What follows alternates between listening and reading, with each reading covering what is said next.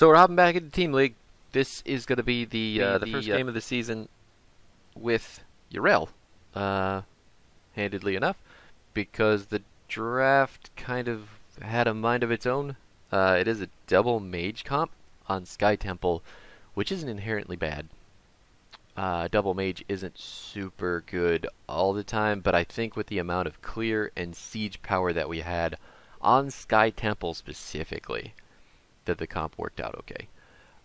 But here is what I think is just one of the better games that I have had since the big announcement about this game and a lot of its player base losing some steam.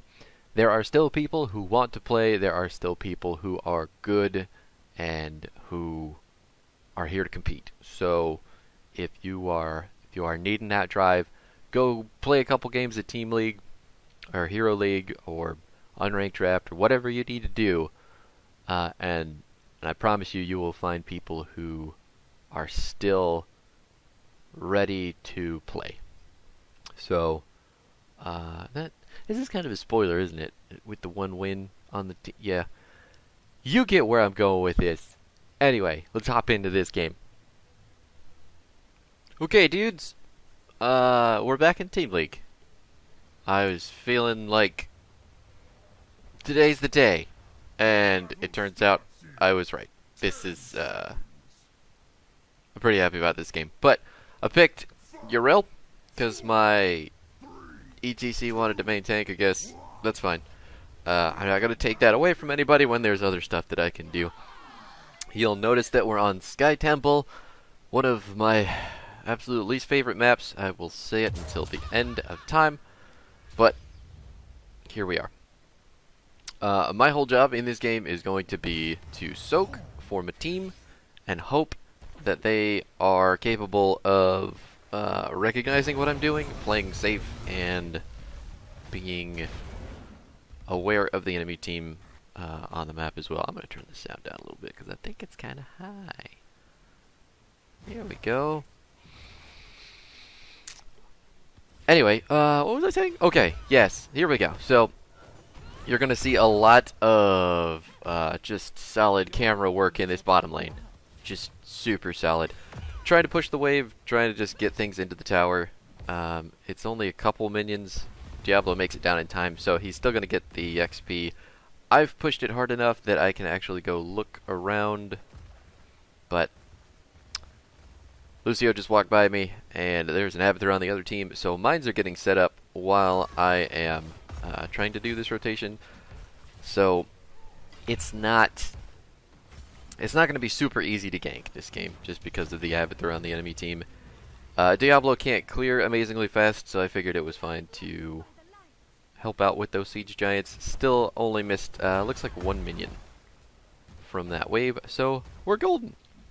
Still ahead on Soak, and against an Abathur team, that is what you want. You want to be way ahead, way early on, so that he can't get any advantage built up for his team. It's weird that it does that. I wanted to just go in and try to kill the giants as fast as I could, but enemy team doesn't want me to do that. God damn, I do love that swing. Yrel's one of those heroes that I don't play enough, but I really do enjoy. She's like the ideal bruiser in HOTS. She's got impactful CC, she's got sustainability, and she's got damage. She's a jack of all trades in the warrior department, and I really enjoy her playstyle. I just don't get to play her often enough because normally I'm playing the main tank. But I'm probably going to commit a bit more time to her. That being said, that indicator is kind of fucked up in the replay system, so you're never really going to see where I'm going to launch my E, because it's always going to be on the northernmost tip of this circle. I don't know why there's 3 people down here. There's no way that they can kill me. Like, even with a successful Diablo tackle and Lucio push on top of that, I seriously doubt, with as much health as I have, that gank would have done anything. My team is recognizing here that we are trading temples. Thank God that is shared knowledge on this team. Because fighting over one temple or the other, or trying to take two, is just a really ridiculous notion. Don't do it. If you're in quick match, don't do it. Unless you're just so far ahead and you see so many people on the map from the enemy team neglecting the objective, don't try to take two. Just don't do it. It's a waste of resources. You're spreading your team thin, and then if the enemy gets a single pick on you or a teammate, suddenly they can go take two. And they don't have you to worry about to stop them from doing that. So, always trade on this map. Structure damage is very, very, very important. And giving it up because you wanted to take a fight on an objective isn't exactly useful. So I'm just going to keep clearing here. We're ahead on Soak by about a level right now. I want to keep that going. Our team is doing fantastic with that camp up in the top lane. I believe Right Wing took bribe. She did. Nice. We do have a double mage comp here too. So for the purposes of this particular game, I think it's okay. Hey, look who I found over here, just trying to take a camp. And then Brightwing was just on that TP. Like, what a good player. No, I didn't actually know he was over there. I was just walking around the boss because I didn't have anything to do because I think the wave was pushed. And then I saw a mine and I was like, you know what? Let's go check the giants. There's Samro. And I just slapped him in the face real quick and took the camp because it's mine. And he shouldn't be allowed to do those things. That being said, though, I should probably have been more aware of what was going on the map and that he wasn't visible anywhere. So he was probably doing something like that. So while accidentally happening upon him and saving that camp is good, I should have been able to find out that he was just over there because it was easy to see. Brightwing calling for the building kills because of the mule on the Avatar, which is smart. Yet again, another good call from that player. Really, really fucking dig it. Now, the first fort, or second fort on the enemy team is down. We have got periodic catapults coming. Our passive XP gain is now increased as well by, oh, what is it? It's like 20% per fort? I think that's right. So we actually have 40% passive XP gain now, on top of just our normal soak. Jaina is in trouble. Looks like she is dead. That's 3 people. Yup. No way we're going to be able to deal with that. We're still 10-9, even though they did get that kill, so we're just going to anchor this bush while ETC does as much as he can to soak all the shots of that temple. I got my ult now. I'm going to be honest with you, I use it maybe like twice in this game. Maybe twice. If we're lucky. This may be the first time.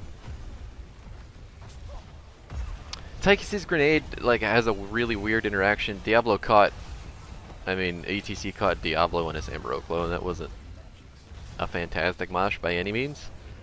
But at the same time, he's in trouble. I guess it kind of zoned the enemy team. Big ring. Lucio gets his shield off. I'm going to go in, put down some armor with my E, but I didn't actually hit anybody for the damage, so that's my bad. Lucio gets away with his movement speed. I'm going to try to go save Brightwing and Jaina, or Kael'thas. Caped Kael'thas. In case you were unaware, Yrel's E at level 4, yes, does provide armor in a huge area. So as long as you can leap onto your teammates, you can provide some peel and some armor for them if they are ever in trouble. Don't mindlessly dive the backline. At that point, there was no reason to chase Lucio. He was away. ETC couldn't catch him. I couldn't catch him. Why is he building that way? I just looked at ETC's build. Right, where was I? Oh yes, you can be a good backline. You can save your team with Yrel. Don't let anybody tell you that you can't, because she is very effective at peeling, and she's really good at popping out armor too. Even though she's a bruiser, she's not a main tank.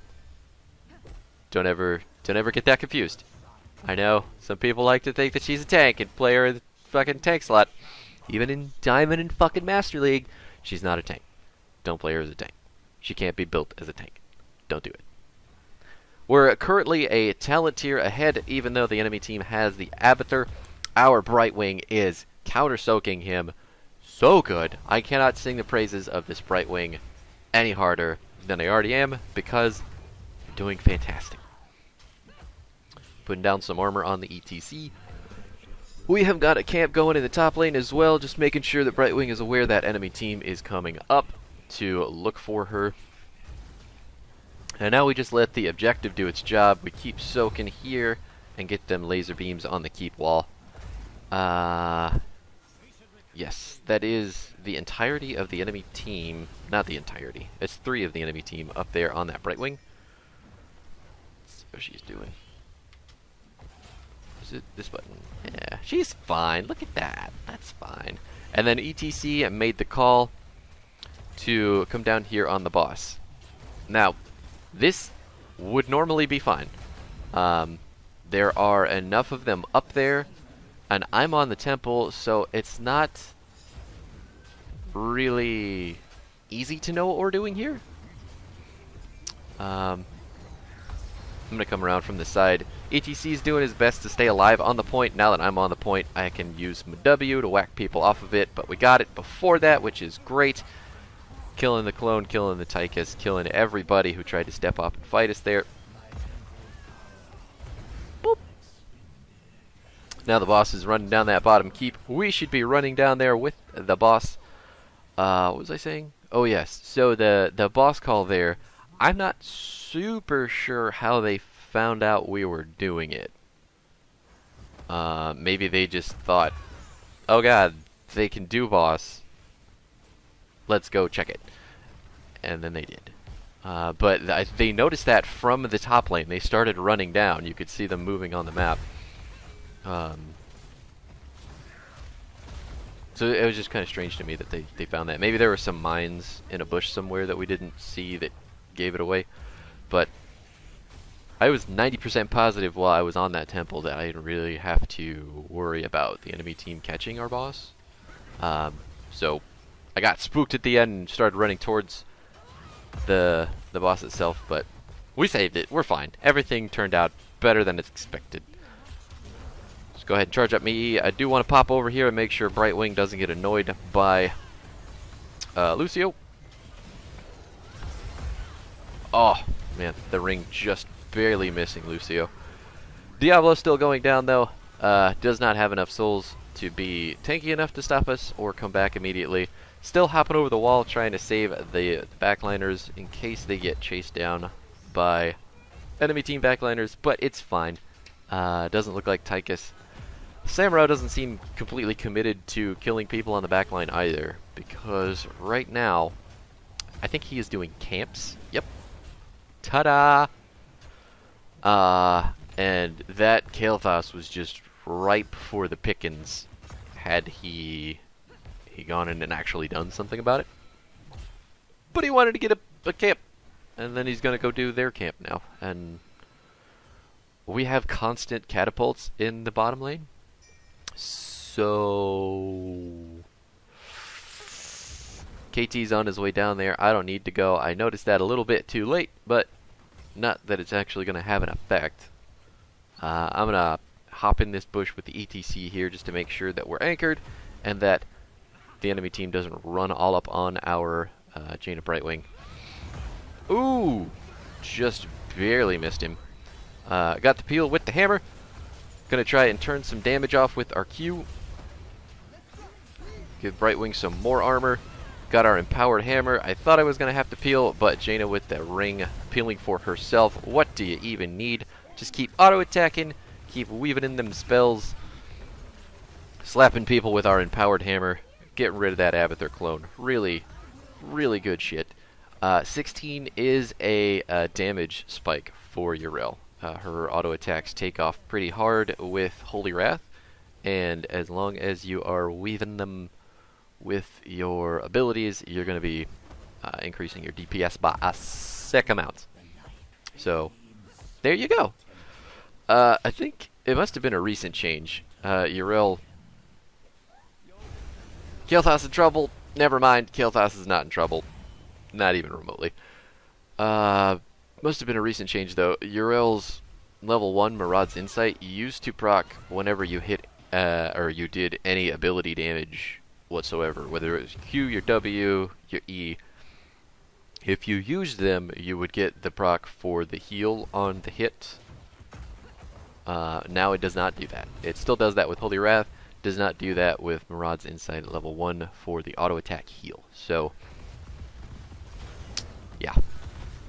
That was definitely a nerf to her survivability, but in this game it doesn't really fucking matter much, because we're just running it in. We should not be fighting here because it's 19 to 16. I know that. I recognize that. And, oh, he just barely got out of that. Just fucking barely. And yet I still decided to go in. This was not a smart decision on my part.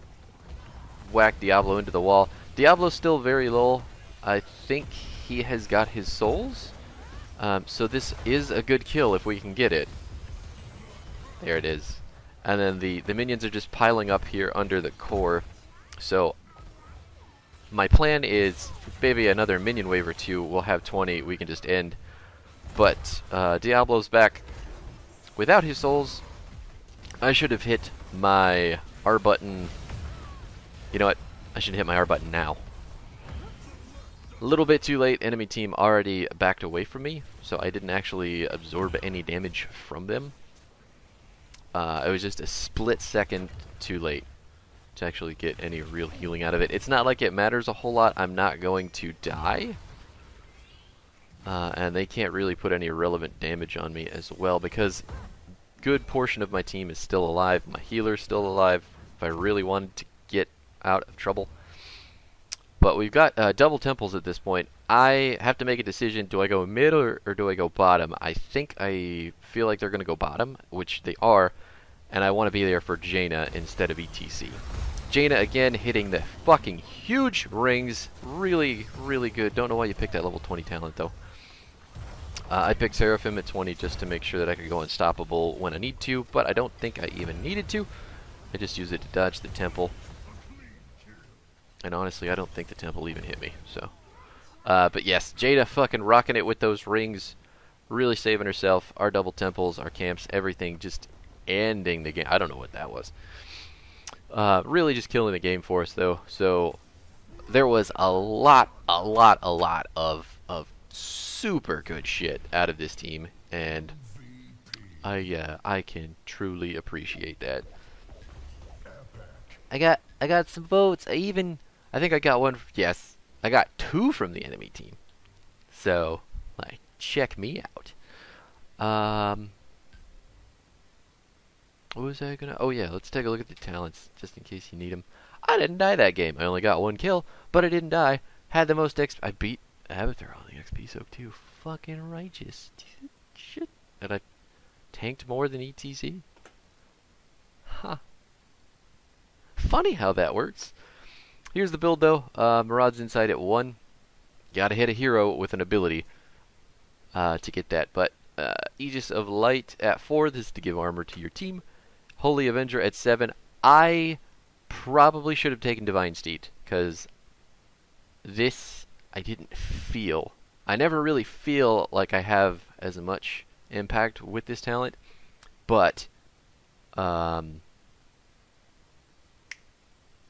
totally lost my fucking train of thought there.